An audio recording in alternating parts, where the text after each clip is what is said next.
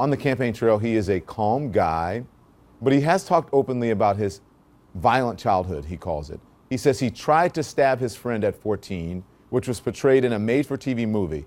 Take a look at this scene.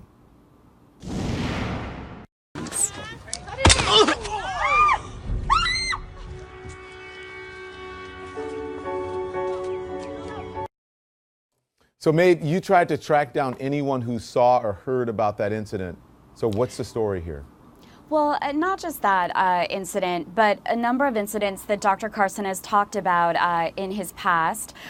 This sort of violent episode when he was a teenager where he said he was unable to control his anger.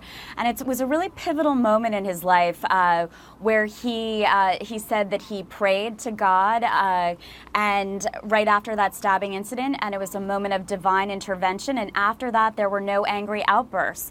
So what we set out to do was just simply to do what we do with any presidential candidate, which was to vet this part of his life. He responded tonight on Fox. Here it is.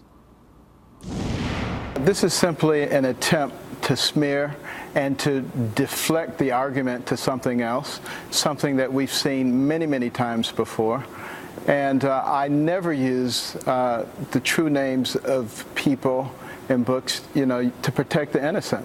That's something that people have done for decades, for centuries. That's something that's commonly done.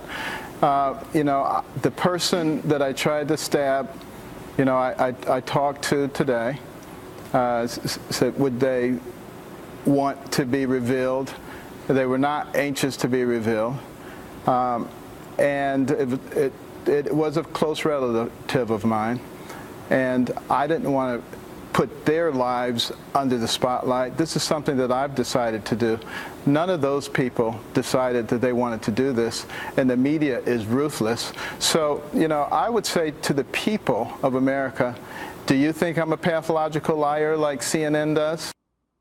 That is a really strong denial, Maeve. What do you say to that? Well, I'd like to correct Dr. Carson there. No one said that he was a pathological liar. If you read our story at CNN.com, it makes it very clear that the people that we talked to did not say that they didn't think that these stories had happened. They just said they had no knowledge of them, that it was very out of character for Dr. Carson. Some of them said that, these kinds of things may have happened behind closed doors. But you have to think about the fact also that Dr. Carson has talked about going around and hitting people with rocks and bricks and baseball bats.